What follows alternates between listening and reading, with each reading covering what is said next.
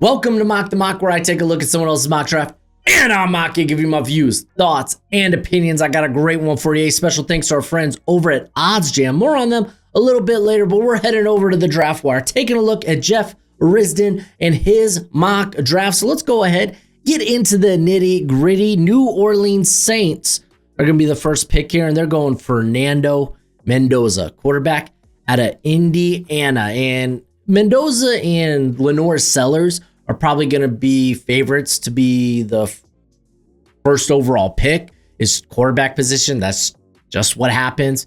And Mendoza, he checks a lot of boxes. You look at the size, he's like 6'4", 6'5", 220 some pounds.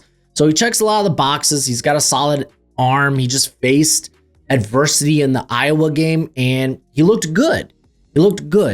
Saints, they're in a tricky situation. Spencer Rattler has looked all right, and I don't think he's ever going to be a top half of the league starter. They spent the second round pick last year on Tyler Shuck, so going with another quarterback, does it feel great? Maybe if you're the Saints, you want to trade out of this pick.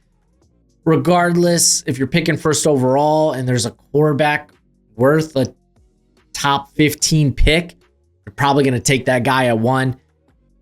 So, yeah, kind of is what it is. At number 2, the New York Jets take Lenore Sellers, quarterback out of South Carolina. Just mentioned him. Jets, Justin Fields, is he the guy? Probably not. So they could be in the market to get a quarterback in this draft. Lenore Sellers, too many people are like, oh, this is Anthony Richardson 2.0, and that's really not the case. He is way more put together as a passer. He has way more starts under his belt. Just because he's big and can run and he's got a huge arm doesn't mean he's Anthony Richardson. He does need to clean up the sacks. Man takes pressure and wants to make a play, and I think his self-imposed pressure rate is like 30%. That's Shedeur Sanders territory. We don't want that. Need to be wiser with the football, but when it comes to tools, I think Sellers has it. All right, we got pick 3. The Tennessee Titans go with Ruben Bain Jr., edge out of Miami. To you, baby, to you. Probably, for a lot of people, currently the top non-quarterback prospect in this class. I think he should be someone to keep an eye out for the Heisman. I'm just going to put it out there. Maybe it's because I'm a Hurricanes fan. But Titans definitely could use more edge help. Wide receiver should be up here too. Jordan Tyson might be the only guy I would be thinking about inside the top 10. But Ruben Bain, man, he's phenomenal. I love Bain. Pick 4, Cleveland Browns. They go with Dante Moore, quarterback out of Oregon. Might not come out this year, but since he's eligible, we got to include him in the talk, in the discussion. He is a first-year starter for the most part. Did start at UCLA his freshman year, eventually got benched. Goes to Oregon, sits a year under the tutelage of Dylan Gabriel and the QB coach there at Oregon. His name's escaping me. I want to say Will Stein, but maybe I'm thinking Ben Stein. I don't know. Regardless, Moore's looked good this year. His first big test, Happy Valley, Penn State, came in calm, cool, collected, and looked good. Made a couple of really nice throws. Didn't really have to do anything extraordinary to win that ball game, but also didn't cost Oregon the game. Really, he was very mistake-free. Browns, they're always looking for a quarterback. Just makes sense. Just in case you didn't know so, you could use code BROSHMO for 35% off at OddsJam. I mean, look at these results. People are making thousands every month betting on sports completely risk-free. The secret? They're using OddsJam. OddsJam isn't just another betting app. It's turning the entire system in your favor. OddsJam uses a strategy called arbitrage, finding the odds discrepancies across all sports books. You bet both sides, and no matter the outcome, you will profit. For example, if you bet $500 on Boise State to win at Fennell and $335 on their opponent, San Francisco, on DraftKings, you're guaranteed to make $50 win or lose. It's that simple. With OddsJam mobile app, you'll get real-time alerts on these opportunities every day. People are making thousands of dollars every month, and to get you started, use code BROSHMO for 35% off and a 7-day free trial. I guarantee you'll profit during that trial, and if you don't, cancel with one click, no questions asked. Don't leave money on the table. Go to oddsjam.com and use code BROSHMO and start making money the smart way. Pick 5, Miami Dolphins. My Miami Dolphins go with Spencer Fano, offensive tackle out of Utah. I personally would go Francis Maui Noah, but I get it. Some people probably going by their rankings. That's fine. But I mean, keep the Miami guy in Miami. That sounds fun. I like that. Regardless, you've already seen 3 quarterbacks come off the board. You want to use this pick then to get quarterback 4 in this class? Probably not. You know, you got to it at least for another year. Like financially, they just can't. It's not feasible to get off of his contract till after the 2026 season. So you don't have to force the point here. I think going tackle or wide receiver is probably the way to go. Get support to a more of a supporting cast. Pick 6, Baltimore Ravens. So this must be based on the current draft order. Ravens looking like a rough year right now, and then you got Lamar Jackson out for the next 2 to 3 games. But they go Peter Woods, defensive lineman, tackle out of Clemson. Peter Woods, his analytics might not be like crazy great, but if you turn on the film, you see a guy that's like extraordinarily good athlete. You see much of what you liked about him last season. So I would argue, yeah, he's probably a top half of the draft type of guy. Ravens, I get it. Matabuke, he's out, I think they said, for the rest of the season. I'm not sure if Travis Jones's contract is up this year. I don't know. I don't feel like the interior is the problem with that Ravens defense, because you look at edge and you're like, we need to get more pressure. And that's kind of where I would want to go. Keldrick Falk would be interesting here. I would say that. He would be an interesting thought. Pick 7, Las Vegas Raiders. They go with Caleb Downs, safety out of Ohio State. Might be the best player in this class. Just because he plays the safety position, not as valuable. So guys that play quarterback, wide receiver, tackle, edge, corner could go ahead of him. That's just how it happens. More valuable positions get pushed to the top. Raiders. This might be reminiscent of when Mayock was the GM and he didn't really attack or address valuable positions. Do you really want to go with a safety in the top 10 just a year after taking a running back in the top 10? But Caleb Downs is hella good. That's the thing. He's really good. So I don't know, man. I don't know if you're the Raiders. What else can we do here? Wide receiver? Probably not. Edge maybe comes to mind. Peter Woods is off the board. Corner. Is there a corner you're willing to take over Caleb Downs? So probably not. I don't know. It's an interesting spot to be in for the Raiders, and it's probably only going to get more interesting as the year goes on. Pick 8. Carolina Panthers go with Mateo Uiagalelei out of Oregon, the edge defender there, the edge rusher, 6'5", 270, excuse me. Really gets after it. I mean, the Panthers, they've invested so much in the edge. You had a second or third round pick in Nick Scordon, Princely Umamielen last year. They brought in Patrick Jones. The year prior was a DJ Wonum. So, like, okay, you haven't really hit it with edge. But if you're not going to take a quarterback here, then where else do you go? Do you just quit on Xavier Leggett and maybe go Jordan Tyson? Is this where maybe you pounce and get the first corner off the board? I don't know. I think Mateo inside the top 10. Ooh, I don't know about that quite yet. But we'll see, man. We'll see. He's definitely stepped up his game this season.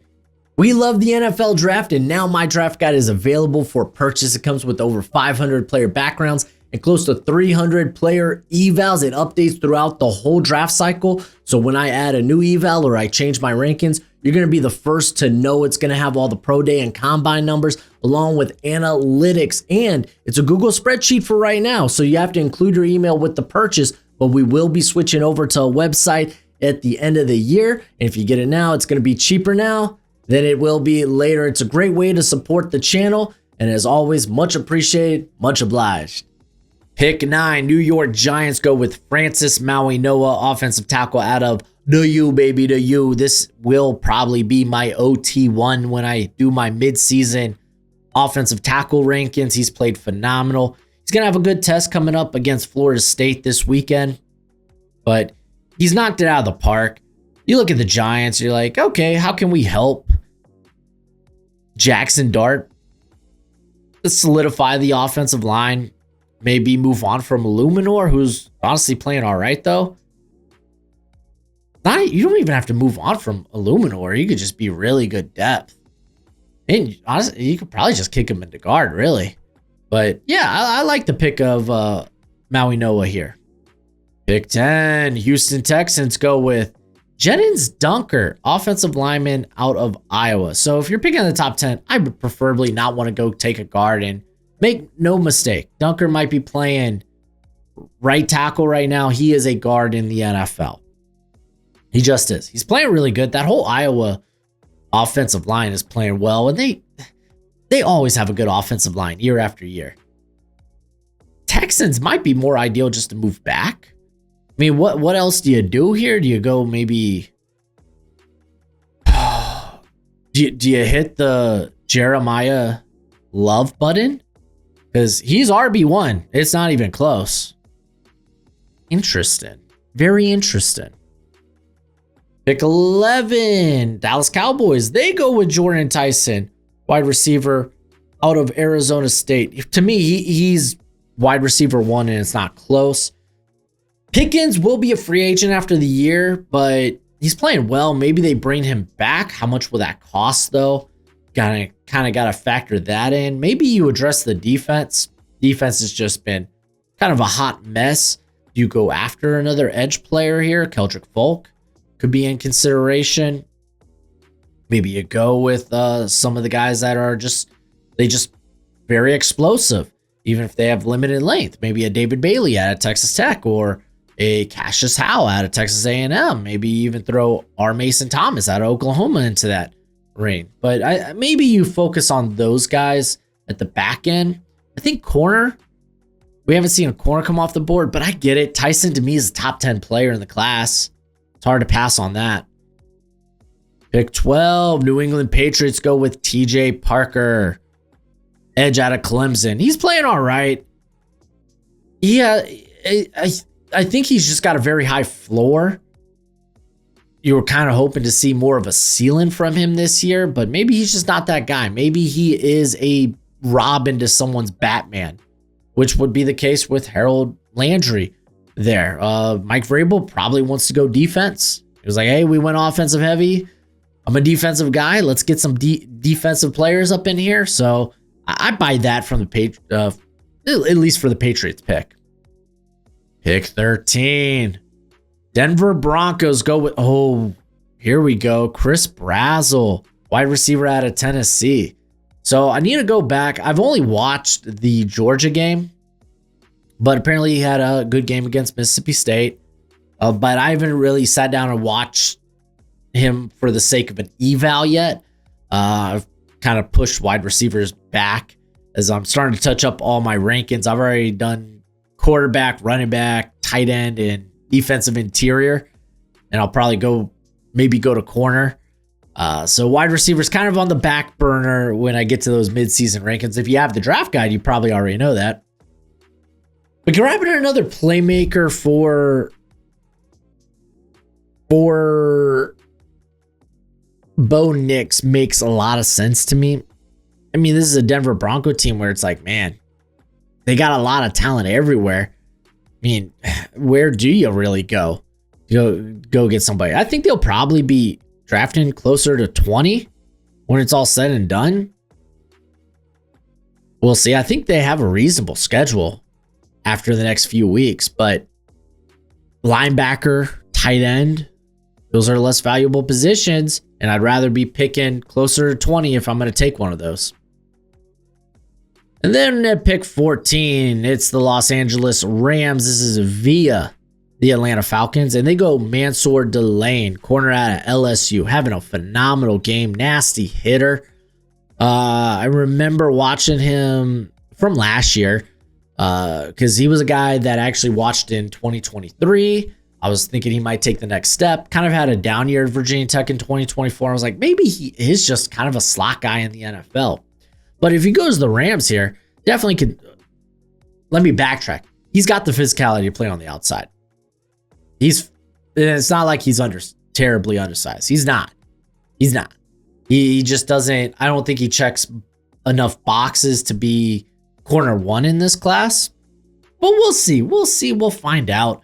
Rams cornerback help, I think. Yes. All right. We got pick 15. Chicago Bears go with Caden Proctor, offensive tackle at Alabama. He's coming off of a very good game against Georgia. If he can be consistent and play like that throughout the remainder of the year, yeah, he's going to be a top half of the first round type of guy. Needed to see it first. Tackle, I suppose, does make sense. Braxton Jones, he's not a long-term solution, I think, for the Bears. He's going to be a free agent. I don't think they bring him back. Do you go with the running back here, though? I don't know. I think that's a fascinating question, though. Pick 16, Washington Commanders go with Carnell Tate, wide receiver out of the Ohio State. Carnell Tate, man, he is such a high floor player in this class. I think he's probably a better athlete than like a JSN or a Emeka Buka. Doesn't necessarily mean better player, but Tate's pretty darn solid. And if they're looking for another wide receiver there to go with Terry McLaurin, who's been hurt, but Deebo Samuel stepped up. If you're looking for more wide receiver depth, just grabbing more weapons for Jaden Daniels, I think that makes sense. You could also be in the corner market. Marshawn Lattimore, it's not looking great. So there's a few avenues the Commanders can go, even edge. Pick 17, Arizona Cardinals, first linebacker off the board, Arvell Reese out of Ohio State. Listen, this guy's going to be flying up many people's boards, especially because a lot of people didn't even have them on their big board. I know. I watched Sonny Styles, didn't watch Arvell Reese because I don't think he had a lot of snaps to his name from last year. Now, let me just go take a quick gander at that. But he has been everywhere for Ohio State. He's doing it all. And I mean, shoot. I forgot who was talking, whether it was like a Mel Kiper, a Todd McShay, or a Dane Brugler, about people being so excited about Reese that he could go in the top 20. Now, Cardinals, they need linebacker help. They definitely do. All right. Reese last year played... Oh, he played 309 snaps. Maybe I should have given him a watch. Well, I suppose that's on me. Regardless, yeah. Does he go in the top 20? That's going to be fascinating. Pick 18. Minnesota Vikings go with Dramond McCoy, corner out of Tennessee. Getting corner help makes all the sense in the world for a team like the Minnesota Vikings. McCoy's coming off an ACL tear he had in January in the playoff game. I eagerly wait to see him return because, to be fair, I've been watching a few guys who have either a year or two removed from an ACL injury, and I've seen, okay, this guy, he looks like the athlete he was prior. And I've seen other guys like, ooh, they look noticeably slower. So seeing him come back from that injury is going to be key. But he was my corner one entering the year, with the caveat of need to see him back on the field and how it looks. Pick 19, Cincinnati Bengals. They go for Jeremiah Love. Oh no. All right. Love reliably grinds out tough yards. I'm reading what they're saying, by the way. But he also brings big explosive plays. The interior O-line help comes later. I mean, you could argue maybe you quit on one of your tackles. I'm just going to say that. I don't think this is the play. Because listen, Chase Brown was a solid back all of a year ago. I don't think running back is kind of the answer here. And I know I've been exploring myself with different landing spots for Jeremiah Love. The Bengals won't be one of them. I don't really like it. Pick 20, Kansas City Chiefs go with Keldrick Folk, edge out of Auburn. Oh, man, I think he goes higher than this just because he's so toolsy. Another guy who's a high floor individual, still putting it together as a pass rusher.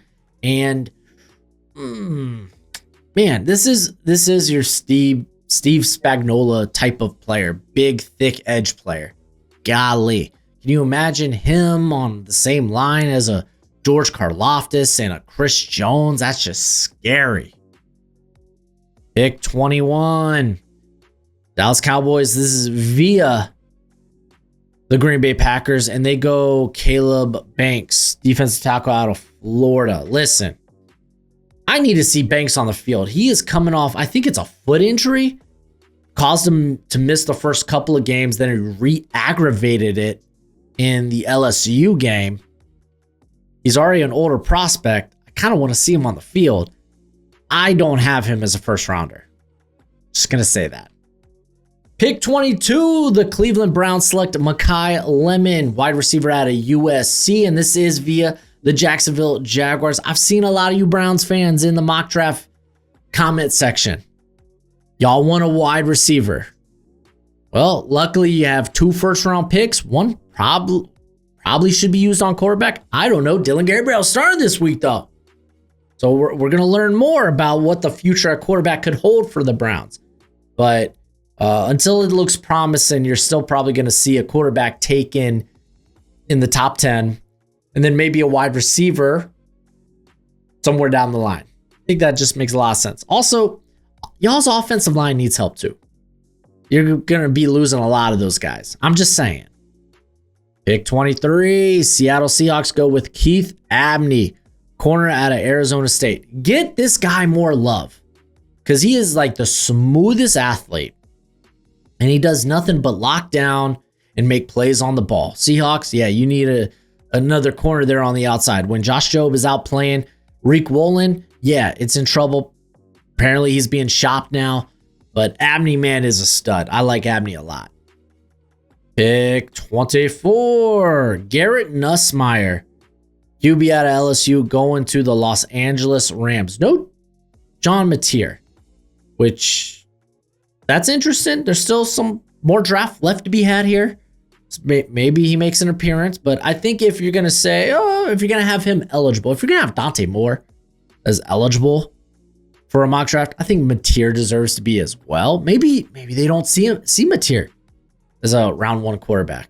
Maybe not. Nussmeier, man, I know he's playing hurt, but still the decision making it's not great.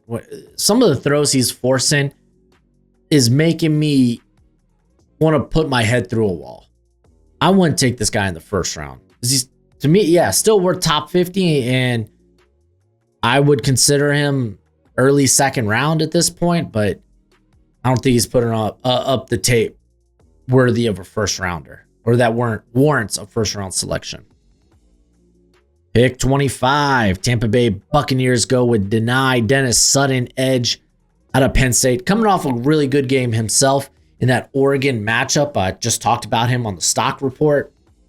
And Bucks definitely could use more edge help. Still looking for that guy next to Yaya Diaby.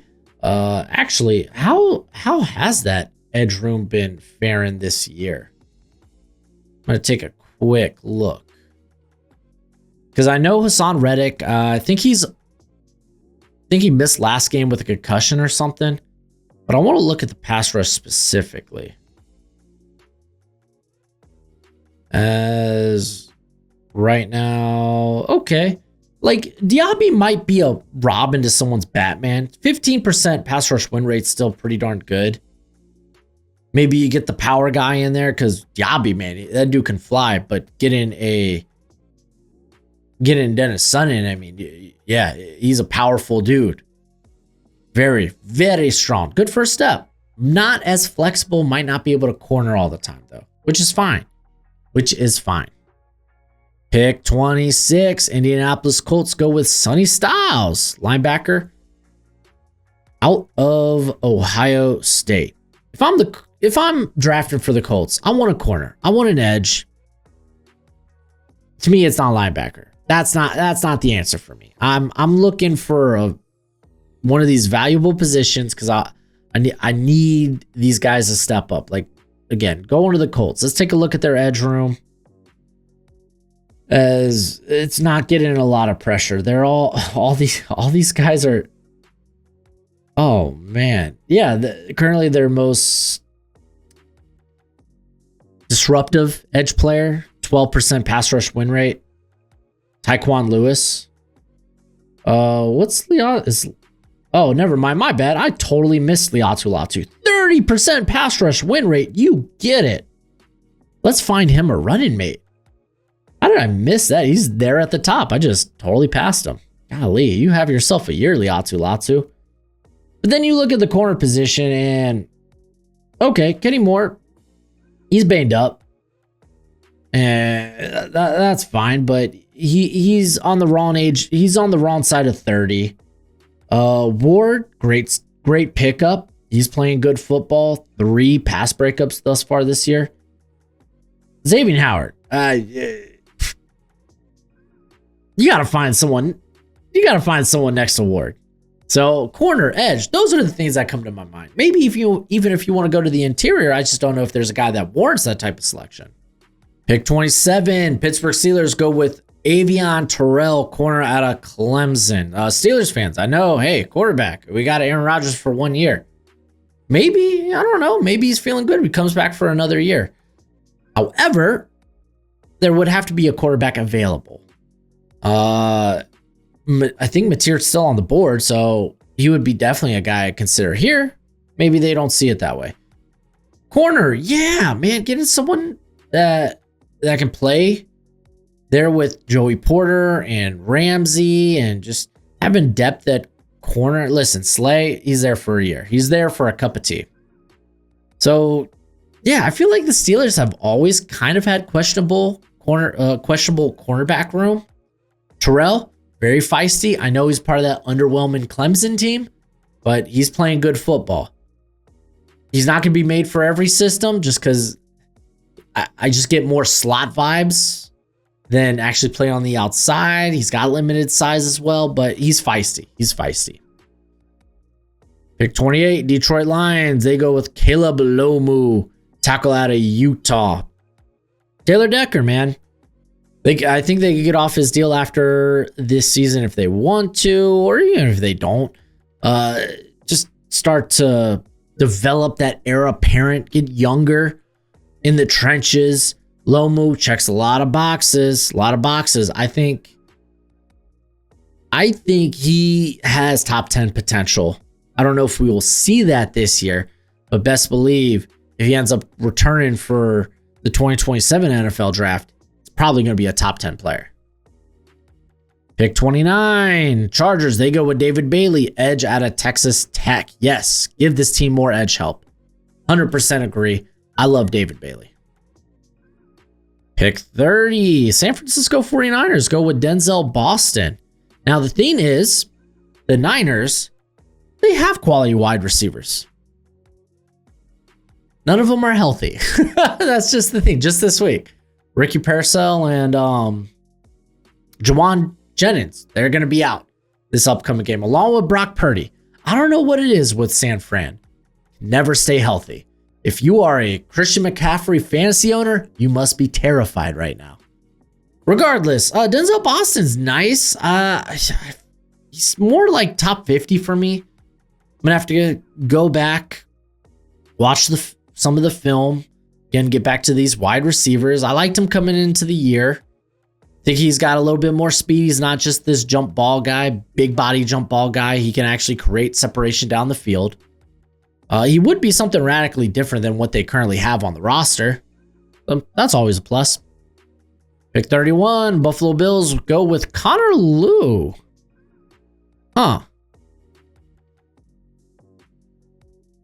Interior out of Auburn. Trying to upgrade Connor McGovern. I don't know. Isn't Edwards a free agent? So maybe you want to look specifically at guard. Blue, I think, is a center only. I guess it's an interesting thought. And then with the last pick, don't know why they didn't bold it, but it is what it is. Philadelphia Eagles, they go with Kenyon Sadiq, who is easily tight end 1 in this draft, I think. Dallas Goedert, apparently poised for free agency. And he's up there in years. He's now missed a couple of games for the last couple of years because of injury. So looking for maybe a healthier alternative, it's probably a nice option. I like Sadiq a lot. You may look at his size. He's like, 6'3", 245. He's a really good blocker on the move, I think. And I think he's developing as a blocker. So watch out for him. But that's it for the video. Go ahead, do that YouTube thing. Let me know what you think of this mock draft in the comment section below. Special thanks to our friends over at OddsJam. But as always, until next time, you be easy, my friends. Later.